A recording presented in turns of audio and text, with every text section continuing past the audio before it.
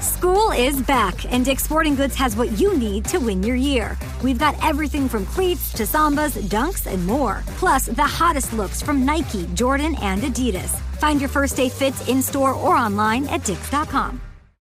If you're an athlete, you know the greatest motivator of all is the fear of letting your teammates down. After all, a team is only as good as its weakest link. So you owe it to those wearing the same jersey as you to be your best every time you step on the field. That's why there's no vape in team. When you vape, you can expose your lungs to toxic chemicals that can damage your lungs. If you're a step behind, the team's a step behind. Brought to you by The Real Cost and the FDA.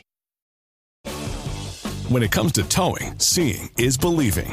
That's why Chevy Truck's advanced camera technology offers up to 8 available cameras for 14 unique views, so you can focus on the view that really matters. Chevrolet, together let's drive. Learn more about Chevy Trucks at Chevy.com.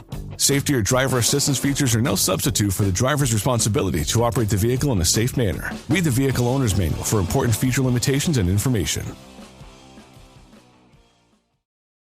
Dealing with mental health can be hard. All the influencers' posts, articles, podcasts, tips about what to do, what not to do, silence retreats, yoga retreats. My friends tell me to take some me time. My mom says I need a boyfriend. Therapy? Impossible without insurance. Even with, it's expensive. United Healthcare can help make getting mental health care easier. With Mental Health Complete Plus, provided by Teladoc Health. Unlimited virtual sessions, only $59.99 a month. Visit mentalhealthcomplete.com to learn more. And welcome back, everyone, to the Skating Penguin Network. This is Robbie, once again joined by Snail across the country. And this week we have another Mailbag episode. You guys filled us up with some questions, so we have another round here to get through. But before we do that, I'm going to pass this over to Snail and see how things are going on the West Coast. Dude, we're getting a little bit of early fall type weather in the mornings lately, and oh boy, is it just like a sight for sore eyes. I've been sleeping with. You ever sleep with your window open, Robbie? Yeah. Yep. So like we have AC going anyways, but I sleep with the window open just to get that extra boost of like crisp air in the evening and in the mornings. And lately it's been like waking up. I actually like need my blanket as opposed to like having like a leg hanging out. Uh-huh. So it's nice over here. It gets hot during the middle of the day, but kind of September's near. I can feel it.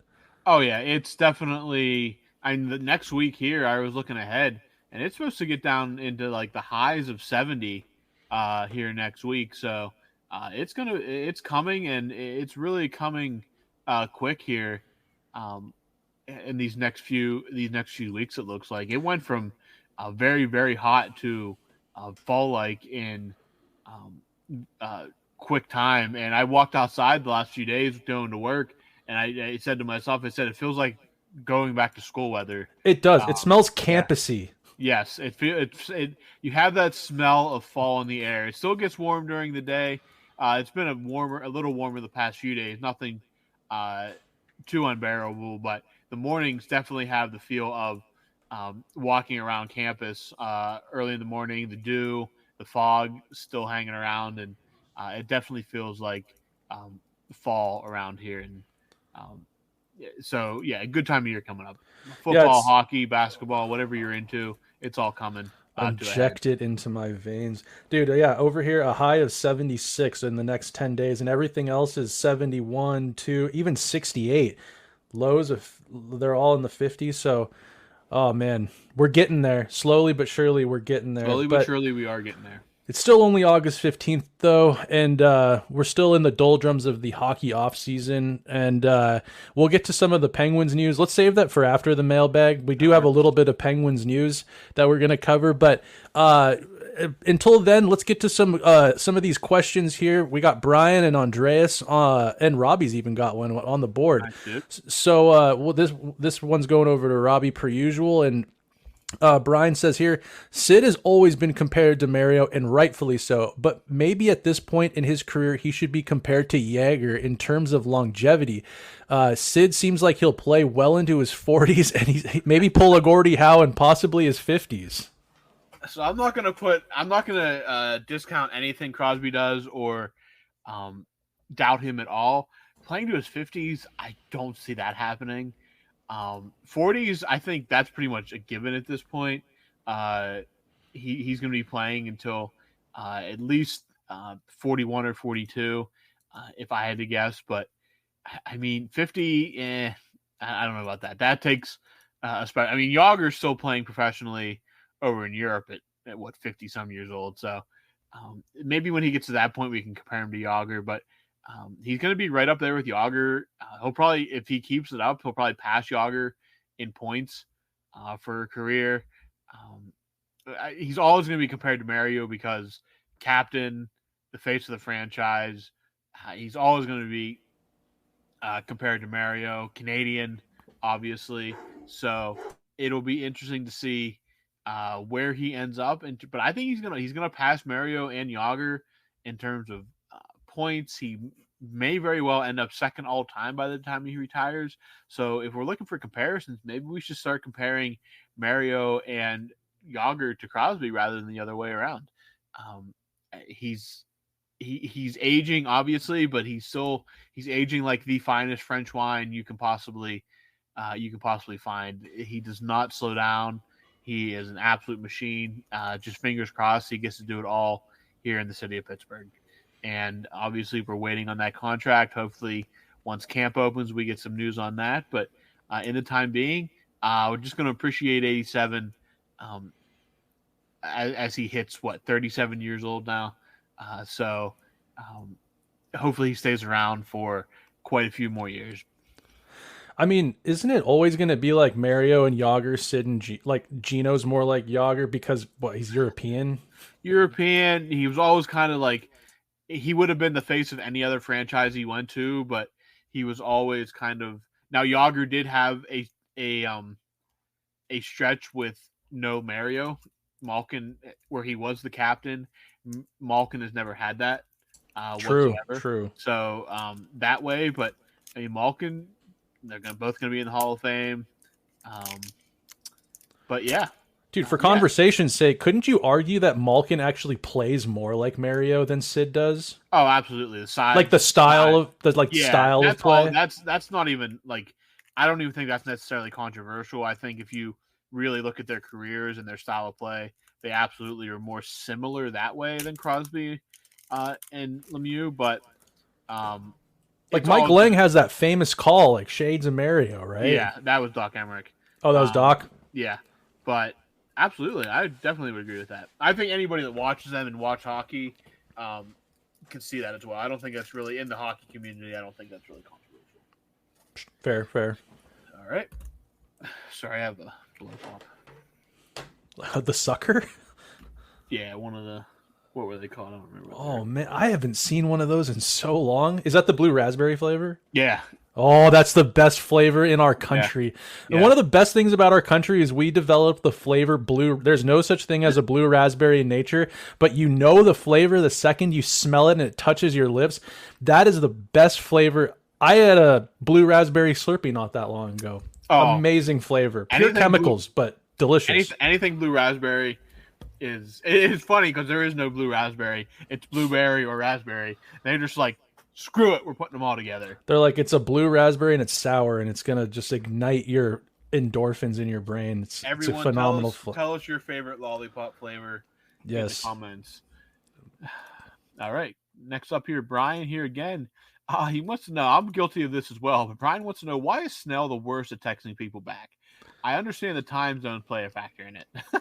He's calling you out. Oh, yeah. No, and I've yeah, so every once in a while, Brian and I text back and forth, and dude, I've got to be totally honest with you, and this is not a cop-out or anything like that, but I took over running a painting company back in March. So, like, I went from an hourly employee who would, the second I got off of work, I was on my phone all the time, texting. Yeah. I would harass Garrett and Robbie a lot, just like, especially during games. I didn't have Brian's number at that point, but I'm sure he would have been included in our group chat and it would have been live. But since I took over this company, I'm not even kidding you. Like, my phone now doubles as not just like social with my friends and stuff in social media, but customers and employees are messaging me. And I'm not even kidding. I used to like my partner would just be like, "You're on your phone so much," like because there's so much going on here. Oh yeah. Nowadays, when my phone rings or beeps, I instantly, it's just a reaction. I go, I cuss. It's some cuss word coming out because it's stress. I'm like, what customer is texting me? What employee's telling me something's wrong? It's just my whole relationship with this little device that runs our lives has completely changed. And so it's nothing against Brian. Like, you would not be the only person who's like, why don't you respond to me? My own partner who lives with me, who messages me and says, hey, can you pick up this from the store while you're out? It's just my phone and I are not like we used to be. And it's not an excuse, but that's where I'm at mentally with texting right now, especially on social media and stuff. I ended up watching your video, Brian, that you sent me with the guy who has a jersey that's last name, it says Balzich. Hilarious. And it's not that I'm sorry. It's just you have to understand that right now, you can also double text me. I'm one of those people that if you double text me, like if you're like, yo, did you see that video? Like I'm not going to be one of those people that is like, yo, like, why are you doing that? You're annoying. Because my attention span is this big, and it's quite small if you can't, for those that can't see. My attention span is quite small right now. I've got a lot going on in my life, but if you double text me, I will get back to you because I do want to engage and have those conversations and laugh about really stupid internet stuff and making fun of Garrett and talking about Penguins lines and stuff like that. So it's the off season. Trust me, things will be a little bit different. I'm in the busiest part of my work season too. The summer is jam-packed. Life is really hectic right now, but once, like, we're so excited for fall. Once fall starts to come around, my life gets a lot less busy. So my bad, Brian, and anyone else out there, but think it'll change soon enough, and it's nothing personal. It's just that's where I'm at. So a little update on my life right now and in my relationship with my cell phone. Yeah, I definitely understand from that perspective. Like when you're on your phone all the time, it's definitely a much different relationship with it than if you're, I guess, an employee and don't have to worry about that kind of stuff. Totally different. I understand now why people have a work phone and a personal phone, which I think is a kind of an extreme luxury. But if you're running a business like me, I'm close to pulling the trigger on that because I need a phone that when I get home from a job, I turn that thing off, and then my other phone is like my fun phone. So I'll let you know when I work on that. But Brian, no hard feelings. I'll after I get off of here, I'll re-engage in that conversation because that was a hilarious video. This dude has a jersey and the back says it just looks like one long like Polish name, and it's like my balls itch. Pretty good. So anyways, we'll move on from that. Thanks for letting me rant there, Robbie. But another question from our pal Brian, and he says here, do you like the chip on the shoulder with something to prove? Do you like the chip on the shoulder with something to prove mentality from some of the new additions? And I think he might be talking about Cody Glass. Yeah, this was asked, I think, before the Glass signing, but I don't know if anybody else saw it, but Cody Glass did chirp at a guy on, I believe it was Instagram a couple days ago. Instagram. I mean, dude, this roster is laden with people that could have chips on there. This might as well be an expansion team. You've got Ricard Raquel, who had a horrible season last year, was a whipping boy. Michael Bunting, since leaving Toronto, didn't fit in Carolina, odd man out on a team looking to make a deep run. Anthony Beauvillier bounced around a little bit since his stint with the Islanders. Kevin Hayes has fallen out of favor with a couple of teams now. Puljujarvi, you could mention, wasn't he like a third or a fourth overall pick? And he has been very down on himself at times, saying that maybe he just doesn't have it for this league. I don't know. A lot of dudes on here that I think could have. Tristan Jarry should have a chip on his shoulder. Yeah, absolutely. Absolutely. The way that season ended, you'd think that he has a pretty sizable chip on his shoulder, but yeah, I mean, it's always good to have guys with the chip on your shoulder type attitude. Again, sometimes it can be toxic and not good, but if you have the right kind of guys, then yeah, it's definitely a positive, I think. You get some of these guys in here that people are doubting or trying to prove themselves. I don't remember all the deals off the top of my head, but you get guys in here that are looking to prove themselves and maybe earn another deal, whether it's with the Penguins or not. Yeah, I don't blame them at all for having a chip on their shoulder. And if they use that as motivation to produce and be efficient and effective on the ice, then that's great for the Penguins.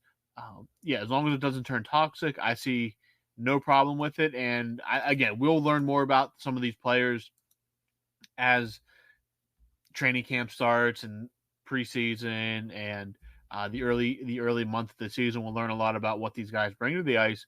But overall, I think one of the biggest ones here is Kevin Hayes, a guy that was basically sold off for parts to move to make space. The Penguins get a pick in return for him as well, or they get a pick that comes along with him. So a guy like Hayes that is still looking to prove that he has something left in the tank, I think his production would be absolutely huge for that bottom six. Blake Lizotte, a bunch of these guys, even guys that may be fringe roster players, any kind of chip, any kind of motivation to be an effective player on the ice, it's good news for the Penguins. All right. Sticking with Brian here, he asks, what's the worst injury you've ever suffered? Just the emotional injury of being alive at times. Yeah, no. That's fair. I don't know. It's tough because, I mean, like I've broken stuff. I've broken my nose twice. I've broken my foot, broken my other ankle. But it's weird I've had a couple concussions, and the having to walk with like crutches and be in a boot and all of that is like really sucks, and it's quite painful and makes your life difficult. But I sometimes wonder about the having your bell rung a couple times and going to the doctor and being concussed. Like, does that trump like a broken bone because of just like of the implications over time of having multiple? I will say I've had a minor concussion once, and it's a very odd, and this is somebody that it was never like diagnosed, or even at the time I'd never had it before. And it's a very like the more that it sinks in, the more it's very unsettling. Like, something's clearly not right here. And it's not like you're bleeding that you can get stitched up, or a broken bone. You can get it's in your everything revolves. You can't really compensate for your brain being scattered. So it's it's like a drop of water on a hard drive. Yeah. It's once it's cooked, it's cooked. Again, I broke my collarbone. It was probably the most significant physical. That's gotta be so uncomfortable. Well, I was only 3 years old, so I don't actually remember it, but I do. Nice. We do have family pictures. There's you're wearing this big brace thing, and it just looks visibly uncomfortable. Monkey bar accident?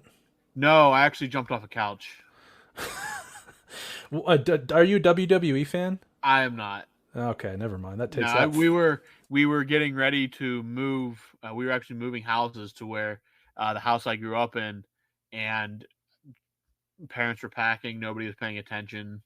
Jumped off a couch onto the floor. You know how that goes. Yeah. Oh yeah. I hear clavicle injuries are extremely uncomfortable, so I can't imagine it was fun. Don't really have a recollection of it, but of what I remember, I definitely think the concussion I had was probably the worst, just because your brain, everything feels scrambled. You're foggy, and it's a weird feeling. Yeah, I think I'm going to go with the concussions because, like you said, Robbie, it's like when you break your ankle, or if you break a collarbone or your foot, you can go to the doctor and they'll tell you what's wrong and what to expect, and they give you meds for it. A concussion, you just are yeah, it's like getting water on your cell phone, and you're just kind of that's kind of how you feel. You're just things aren't connecting like they should. You have anxiety and brain fog, and sometimes the symptoms will resurface at different points, and it's very scary and unpredictable. They tell you not to go to sleep that night after you have one because you might not wake up. That's it's a lot scarier and darker. So I'll go with concussion probably is the worst, but I mean, breaking a bone is never fun either. That inherently sucks, and you're lucky it happened when you were a kid. You don't really remember. Because I mean, dude, imagine being this age now, the inconveniences of having back then you're swaddled half the time anyway, just kind of waddling around. Nowadays, imagine trying to drive with a broken collarbone and having being in that brace. Yeah, not fun. Not fun at all. Let's talk about something a little bit more fun. It's questions coming from Andreas Castle, and he asks, Robbie, do you play an instrument? I do not currently. I did play clarinet up and through like middle school. Band? School band? Yeah, school band. Not marching band, just school band. Right. Like the class, not the post. Yeah. But no, I currently do not play an instrument at all. No guitar, no drums, no anything. No keyboard, nothing. Never had interest in an instrument growing up? Not really. Again, I'm not like a huge music person. And that always shocks me. I just feel like you look like, from our conversations and just like from getting to know you and your taste in things, I figure you maybe pop in like a classic rock on your way to work, like maybe like a Van Halen or like a Leonard Skinner or something like that on your way to your job or something, or when you're just cruising to the bar. My presets are like all over the place. They're classic rock, they're 90s, they're 2000s. I got some country on there. I got today's hip hop. What else? Yeah, classic. It's kind of all over the place. Do you have a new car, like a pretty new car? 2001. Okay, does it have a tape player in it? No. Really? No. Did 2001 cars not have tape decks? 2021, sorry. Oh, 2021. You said 2001. Yeah. Oh, yeah. No. So my first car would have been a 95, 96. It had a tape player. My next one, I know it had a CD player. I cannot remember if it had a tape player, though. So does your car even have like a CD player then? My current car does, yeah. All right.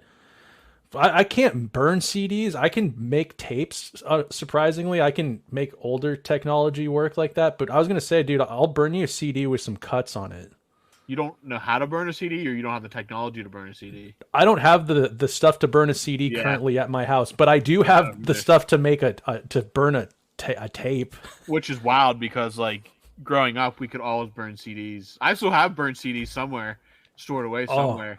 I still have so many of them, and I've burnt plenty of them in my life, but it was like more the technology just available in the house was more like geared toward that kind of stuff. Yeah, because every computer had a CD drive. Computers, I have a brand new gaming computer from last year. It doesn't have any CD. I'd have to buy the CD drive as a USB add-on. Yeah, nothing has physical anything anymore. Like I was just looking at laptops recently. They make laptops where you can't plug. It's all through the cloud. Like an Apple, you just have to be plugged into the cloud, which is weird for me. Yeah, that's a little bit different there. But yeah, we used to burn CDs. Again, aging ourselves a little bit here, but not that much. Oh yeah. But burning CDs, my parents burned tapes back when they were younger as well. A much more complicated process than a CD. Yep. Unfortunately, CDs, I just remember popping them in on iTunes, creating your playlist. You had to have obviously however many minutes you could fit on it. Right. Pop it in, and then you're good to go. It was and then you write in Sharpie on the top to tell you what's on it. Right. What exactly? Today's hits or something. Yeah, today's hits or like so and so's playlist, emo playlist, classic rock. Oh, good times, man. Simpler times, man. Simpler times. Now you gotta, if you want to do that, you can. Now it is Spotify or Apple Music. You have an unlimited amount of space that you can put on. Like a playlist, is that better than what we like? I have so much nostalgia, and I look through these glasses of nostalgia. But me as a child, or as a teenager going to like long school bus rides, would Spotify have been far more goated than CD burning? Probably because of convenience. Yeah. You have the nostalgia factor now when you think back on it. But there were so many times where I'm like, man, I wish I could fit this one more song. It'd be the perfect playlist then. Where now is I can put literally an infinite amount of songs on a playlist, and because like I'll even do something like on my Spotify, I create playlists by year, based on songs I hear in that year. Nice. And then I kind of like if I want to put them like a master playlist, I can do that. But if not, like I heard this, even if it's a song from like a while ago, like I'll just put it because like I heard it this year, like a Mozart hit from 17. Yeah, when we got the orchestra slapping, we gotta get turned up. So, dude, maybe we should try to make a Skating Penguin Network Spotify playlist. We could try that. If you guys are interested in contributing in a Skating Network Spotify playlist, that's how bored we are right now with hockey. Yeah. Let us know because we'll get that cooking. Yeah, and you got to submit as well. So put your suggestions on the next mailbag or. Garrett's not allowed because it'll only be from one band, and we all know what that just band be is. Literally Blink 182's entire discography. Yeah, exactly. Yeah. The entire discography. All right. Moving right along here, we got another one from Brian here. We saw Tkachuk make a guarantee win this year in the finals, and everyone called it a Messier guarantee. It annoys me that people forget or don't give, this would be Artie, but that'd be Kevin Stevens, credit for being the first to do it. Was he the first to do it? I don't know if he was the first. I can't say that. I'm sure people have been guaranteeing victory as long as competition has existed in the world. I need to see here. Well, I'm a bad person to answer this because I wouldn't know who would be the first person to call that. You know what I mean? Yeah, I don't know who the first person would be.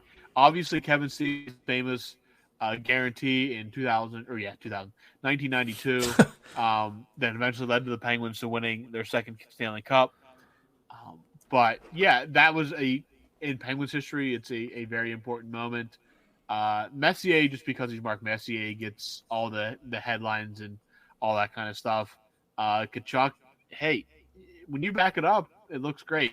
If you can't, then it kind of takes some air out of the balloon. But Joe Namath famously guaranteed a Super Bowl win in Super Bowl III when he played for the New York Jets over the Baltimore Colts. They were heavy underdogs in that game. Messier guaranteed they're going to win a cup in '94. Tkachuk guaranteed they're going to win a cup, or Florida was going to win a cup this year. So yeah, Kevin Stevens guaranteed the Penguins were going to come down from 0-2 against the Boston Bruins in '92, and they did just that, and they did not lose the rest of the playoffs. So yeah. So hold on a second here, because I'm reading this right now, and I think that there's a detail we need to go over that might make this the best guarantee. Messier's is close because I believe it was they won it all that game, did they not? Game. I thought he guaranteed Game 6. Yeah, wasn't it Game 6? And did they not win the cup that game, or did they have to play? They had to go back to New York. Okay, because Kevin Stevens guaranteed that they would win 4 straight, and they did win 4 straight. And Kevin was a beast in that 4-game winning streak. So, dude, that's putting your balls in the wheelbarrow, man. Like that's even if you win 2 straight, you're like, we gotta win 2 more. Like, I don't know. That's a hell of a guarantee. 4 games is not just just Babe Ruth calling a shot. That's not it's a little bit different. So that I think that puts his in a little bit of a different category. What do you think, Robbie? Yeah, I mean, he said, hey, guarantee that we're gonna come back. Again, I don't know if can't remember if he guaranteed all 4 in a row, but they just went on a roll after that and they weren't losing. It literally has in quotations that they would win 4 straight. Okay, he did say 4 straight then. Okay. What Kevin Stevens did wasn't premeditated, nor was it done to motivate his teammates. He says, I was just really, really mad. So, right on. That's you don't get that in sports too much anymore. No. All right. From Brian, I have no idea what that word is. I think is it Ayuk? Ayuk, yes. Is Ayuk watch the NFL? Oh, that's a person? Yeah, Brandon Ayuk for the San Francisco 49ers. Okay, is Ayuk watch the NFL equivalent to Yager watch? Oh, I get it. Is Ayuk watch the NFL equivalent to Jaromir Jagr watch in Pittsburgh lore? Yeah, so if you remember Yager watch back in 2012 when he was coming back from playing in Europe, he was coming back to the United States, and everybody thought he was coming to Pittsburgh, and they were flight tracking. There was a blog that was very popular in the Penguin sphere around this time that actually got in contact with his agent and called him. It's a whole story. It's a whole wild thing. And the agent was obviously very mad, and they were seeing if he was coming to Pittsburgh. The belief was he was coming to Pittsburgh. And he obviously went to Philadelphia. He never played for the Penguins again, but there was like a solid week straight of just tracking flights, feeding on every rumor. And yeah, so now Ayuk watch being Ayuk from the wide receiver for the 49ers has been linked with the Steelers since like the Super Bowl. And this whole thing is a whole saga now. He's either being traded to Pittsburgh or getting a new contract in San Francisco. Every day it feels like we just get the same exact news that nothing's changed. We're just waiting. And it's probably not quite as intense. Yager Watch was intense. And again, it was like peak internet too, which made it crazy. We were watching planes. So it's probably not the same level, but it's definitely getting to the point of absurdity. I will say that. I know nothing about Ayuk. I have no idea who that is. I'm not tuned into football, so that's interesting to hear. I want to be into football this year, Robbie. Like I want to be a football fan, but I also have to fake it till I make it a little bit to really get some fandom going here. I also don't know what team I want to root for. Yeah. Hey, always room in the bandwagon. There is always room. I think it would be kind of cool to be a Pittsburgh Steelers fan. Well, it's not for the faint of heart. I'll Dude, put it that way. From Seattle, we lost Marshawn Lynch. They didn't run the ball with Marshawn. Yeah, they passed it with. I mean, you can cheer for Russell Wilson again. So. That's a good point. I can't be a Steelers fan. I hated him. All right. This last question is actually from me. This is a good question. For you. So, based on what you know of Pittsburgh without visiting, what is the most Pittsburgh part of Seattle? Okay, so this is a good question. So this will expose what little I know about Pittsburgh. Okay. The first thing that came to mind was, and this is more of a question: is Amish country in Pittsburgh? Say that again. Is Amish country in Pittsburgh? There are small pockets in the Pittsburgh area, but the heavily dense part of Pittsburgh or Amish country is actually out east, closer to like Harrisburg, Philadelphia. But there are pockets of Amish, not in Pittsburgh, but in the general vicinity of Pittsburgh. Okay, so and you're actually not far from it because like over the border in Ohio, there's a heavy Amish presence too. But like people around Pittsburgh will know what you mean by the Amish. Okay, so the first thing I thought of was Amish country because of what's that movie, Kingpin? Yeah. And that dude he was a meme, rest in peace. He was always like smoking big doinks in Amish. So in Seattle, there is an Amish population here.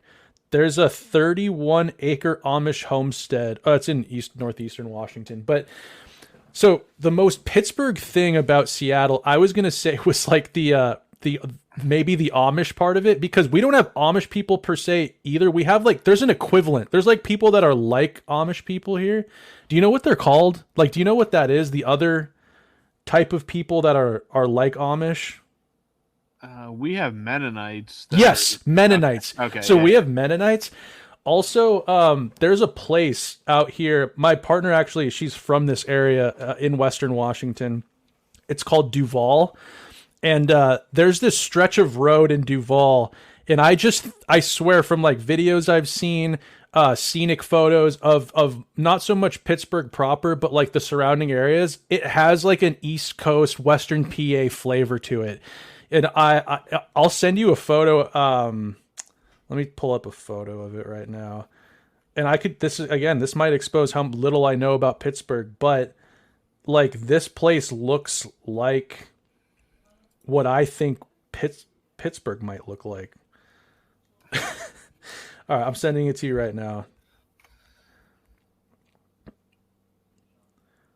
but this little area, I'm like, whenever I'd be there, I'm like, yeah, feels like I'm in Pittsburgh today.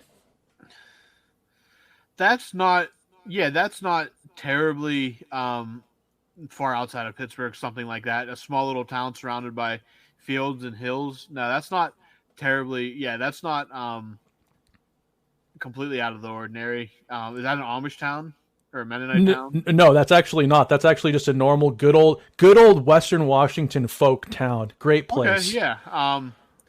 Yeah, there's literally hundreds of towns like that throughout Pennsylvania. So that's not that doesn't look out of the ordinary to me at all. Sorry, yeah, you cut out a little bit there at the end. What was the last part you said? That doesn't look out of the ordinary to me at all. So that's pretty spot on, right? Like scenically, like if you crop that photo, and if I feel like if you sent that to me and you're like, this is Johnstown, I'd be like, oh yeah, totally. A little outside of Johnstown, but yeah, again, I've driven through and live around little pockets of towns like that. So that's, yeah, to me, that doesn't look like anything. So crazy. One thing too about Seattle, I was literally just talking about this yesterday with somebody. One thing that sucks about Seattle that I think, from what I know about Pittsburgh, and it's not just Pittsburgh, but it's cities and places around the country kind of like Pittsburgh. I would say like Philly, Pittsburgh, Green Bay, just Buffalo. I kind of see Pittsburgh as similar as kind of those cities. And how off is that? Like blue collar cities. Very blue collar. So Seattle used to be blue collar, but in the 90s, the tech boom took place here. Yeah. And since then, it's been a major hub for foreigners from other countries, like coming over here. There's a huge Japanese influence in Seattle. There's also a lot of people from California. People, come up from Silicon Valley.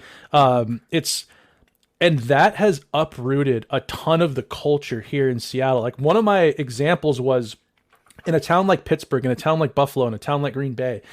When you have, I'm not saying people don't come and go. People will move away from their hometowns, absolutely.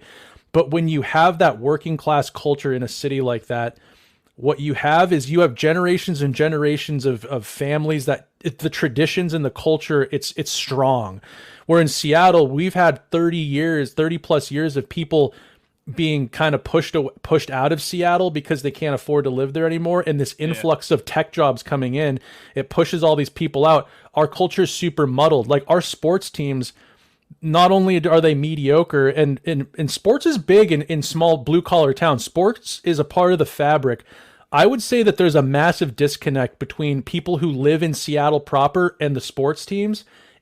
And also in other cities too. Like, dude, we have like big cities like 35 minutes north of us and 45 minutes south of us in Everett and Tacoma, where in some of these blue collar cities, it's kind of like that's the big city where they're at, and then it's outskirts when you go out from it. So I feel like there's a few things that make Seattle, like Seattle could be super cool. It could be a super cool blue collar city like Pittsburgh, but it's just the culture of our city. I think it really sucks, and I envy places like Pittsburgh that have that blue collar culture.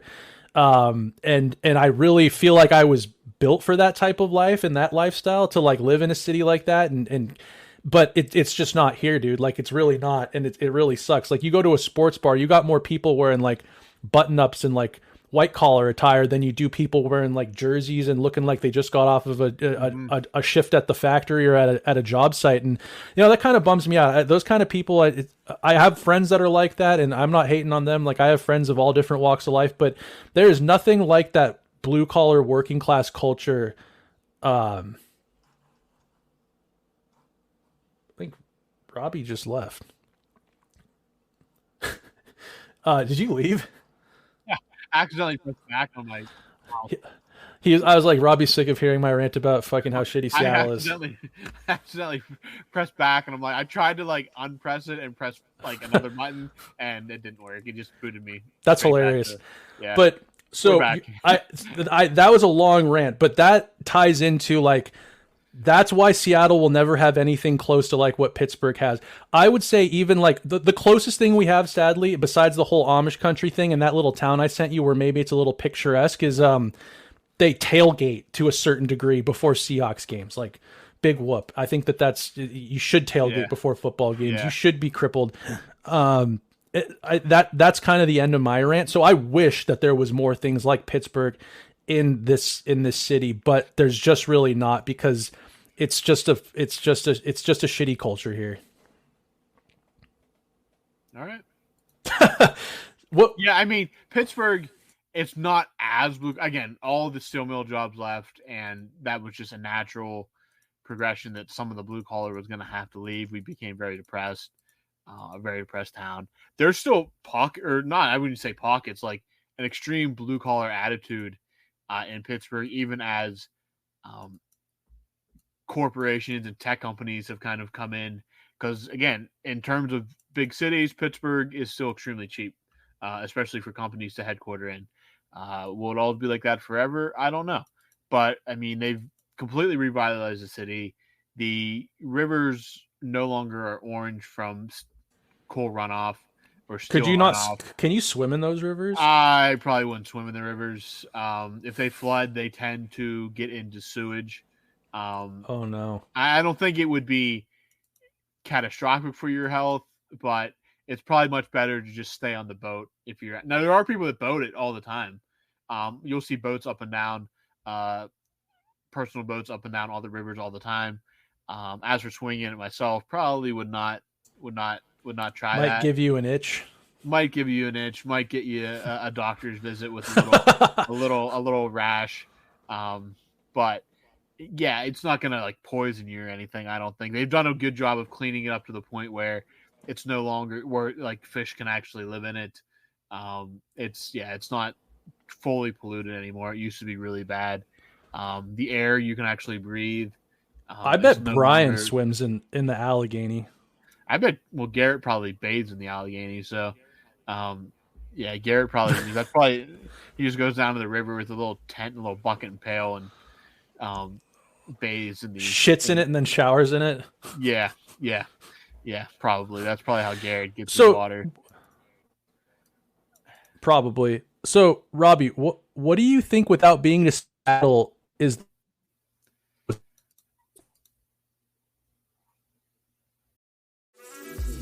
This episode is brought to you by Amazon Prime. From streaming to shopping, Prime helps you get more out of your passions. So whether you're a fan of true crime or prefer a nail-biting novel from time to time, with services like Prime Video, Amazon Music, and fast free delivery, Prime makes it easy to get more out of whatever you're into or getting into. Visit Amazon.com/Prime to learn more. This episode is sponsored by Tire Rack. Since 1979, TireRack.com has been helping people find the right tires for how, what, and where they drive. They sell only the best, like the full line of Falken tires. Test results, ratings, and reviews are there to assist. Or try the Tire Decision Guide to get a personalized tire recommendation.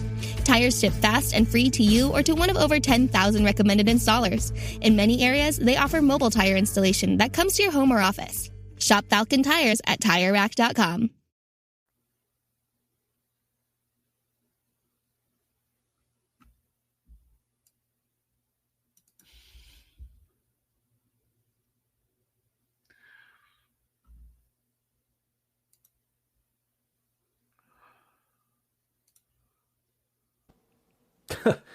You completely broke up there. I think that was both of our internets. Oh, was it? Maybe it was. I don't know. I can hear you, but you're not moving on screen at all, so. Weird. Yeah, yours.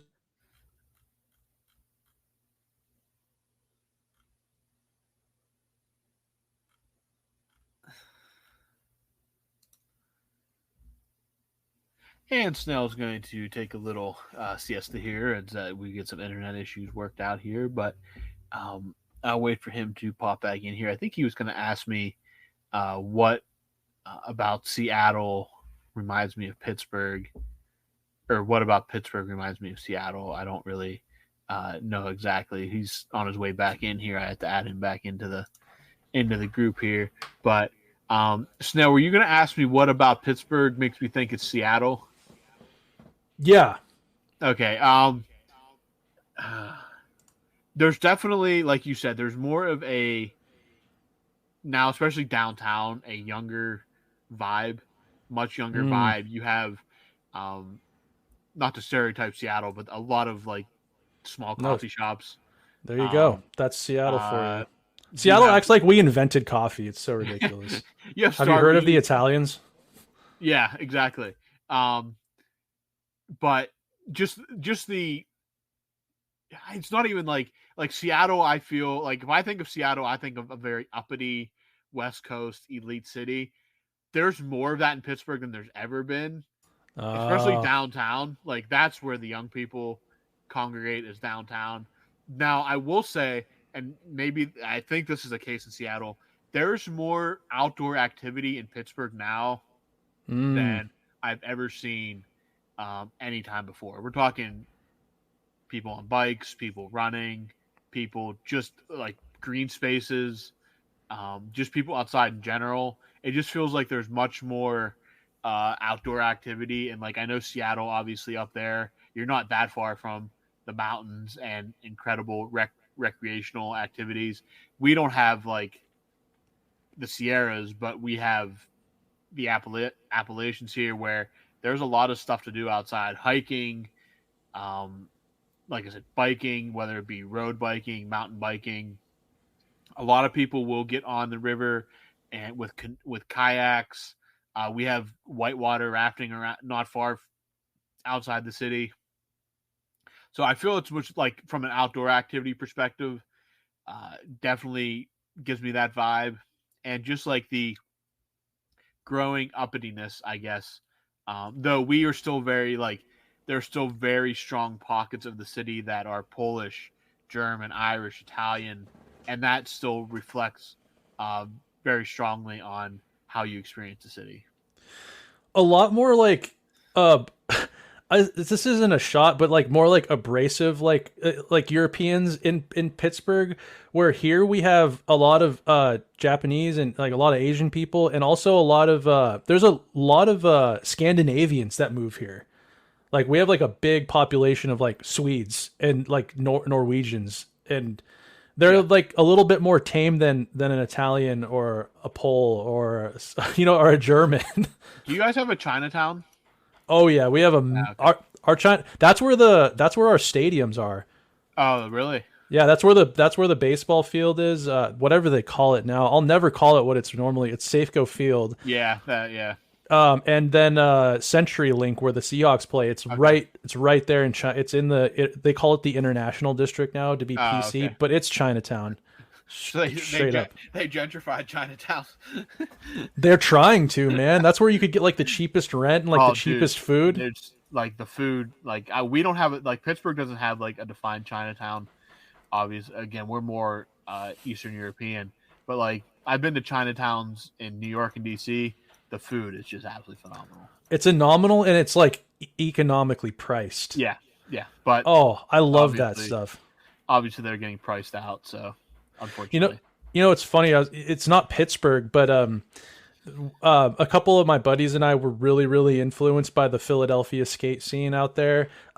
There's like the Municipal Building and Love Park and all that. So in Chinatown, I don't know who designed Chinatown, but we have like a sneaking suspicion whoever designed Seattle's Chinatown designed something with Philly, because we would watch these skate videos from Philadelphia and we'd go skate Chinatown all day because we're like, it looks just like it. Like we feel like these guys from Philadelphia, like the street layouts and like the little street features, nothing green around there. It's all like, it's like concrete structures to like chill on, and like little city-esque type, like a city's idea of what like a hangout is, overrun by homeless people and bums now. There's definitely a little bit more Philly type looking stuff in Seattle than Pittsburgh. But I can't wait to get out to Pittsburgh, man, and check out the sites. And it seems like a good time, and I want to experience I want to check out the culture there for sure, and I want to get some good food. I want to see if there's like a vegan pierogi out there, and I always hear people talking about like, I think I've talked about this before, but like, I love people who are like, are fans of stuff and they just like wear it. Like, that's just, and I've heard that like you go to Pittsburgh and like people, it's a jersey town. Like people wear like, you go outside, like people are wearing like Steelers jerseys to like restaurants. Yeah. You don't see that here. People wear Steelers jerseys at church.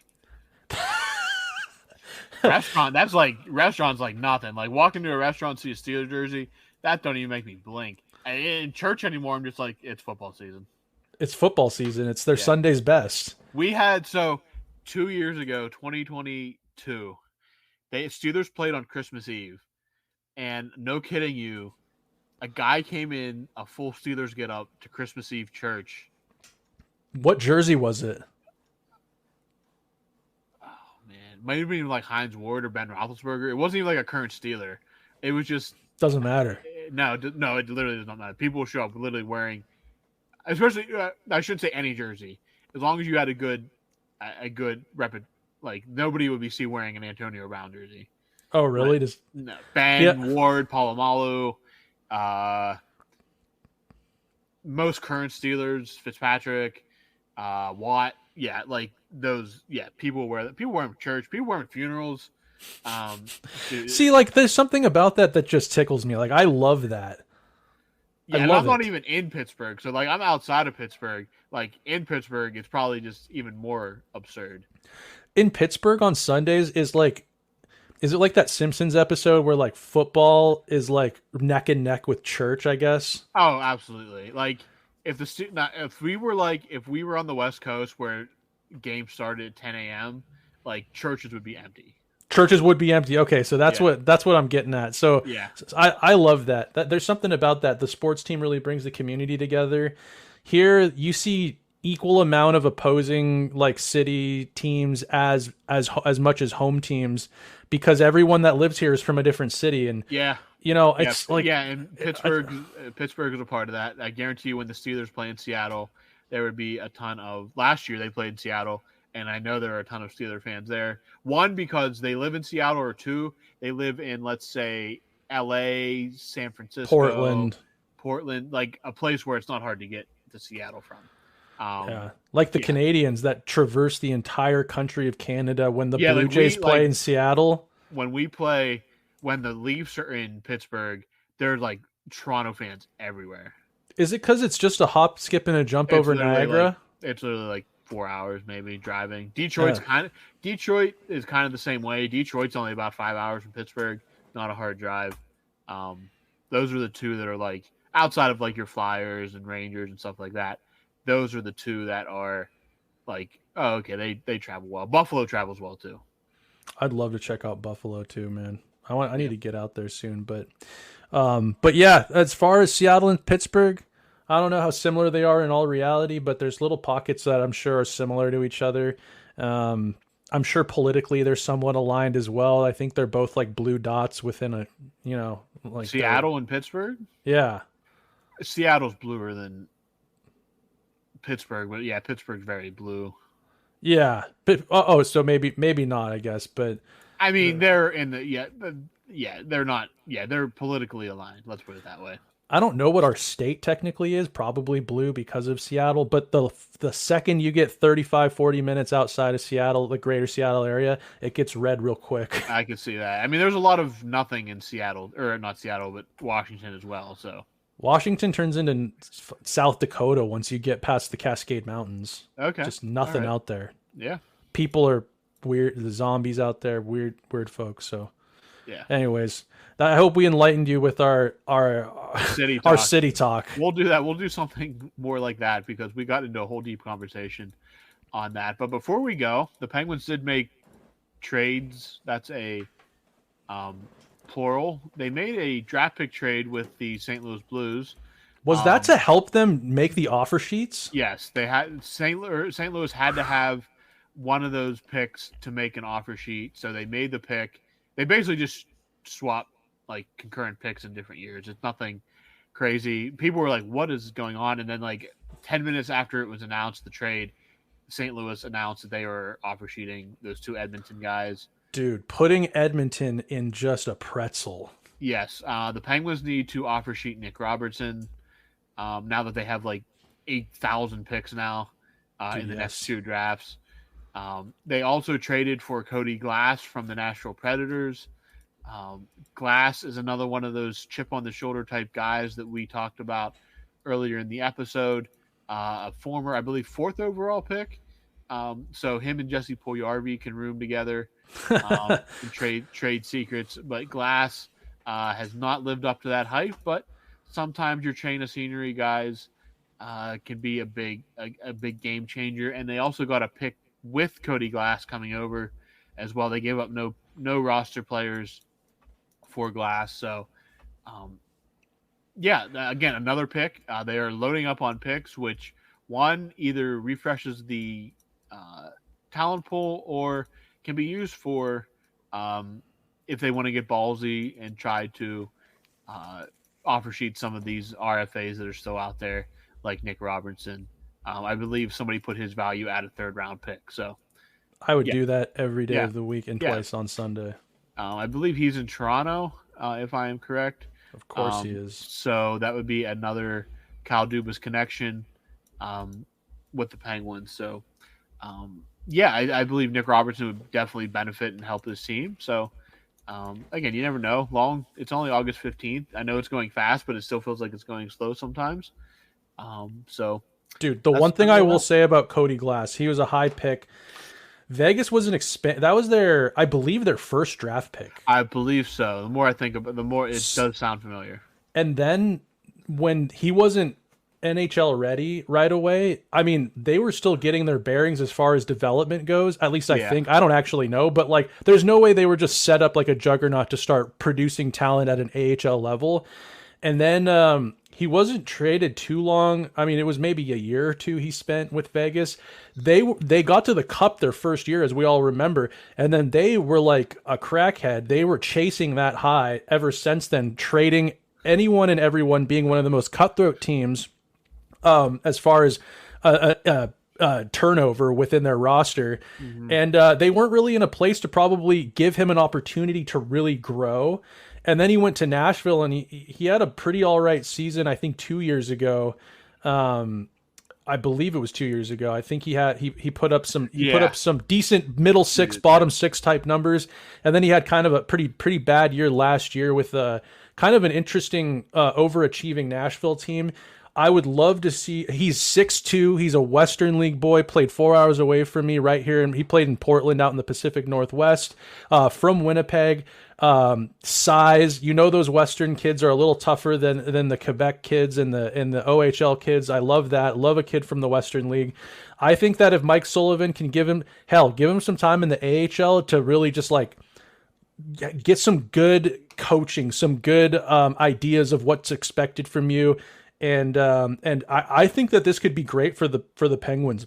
This team is starting to look younger real quick all of a sudden, except Kevin Hayes bumped them up a little bit, but they've got some, like Brian said, some guys with some chips on their shoulder that had high expectations, high ceilings, didn't really get, they all come from different situations, but this could be a great move for the Penguins. I love this move. Absolutely. Yeah. So another chip on your shoulder type guy. And, he's going to fight for a roster spot. And I'd say he's probably in that discussion to be on the opening night starting lineup. So, he's going to be trying to push out some veteran, I guarantee you. Like there's going to be the less Matt Nieto and Noel Chari, the better. So agreed, totally. Yeah, so. Well, that is a bow on this mailbag / mini news episode. That turned into city talk.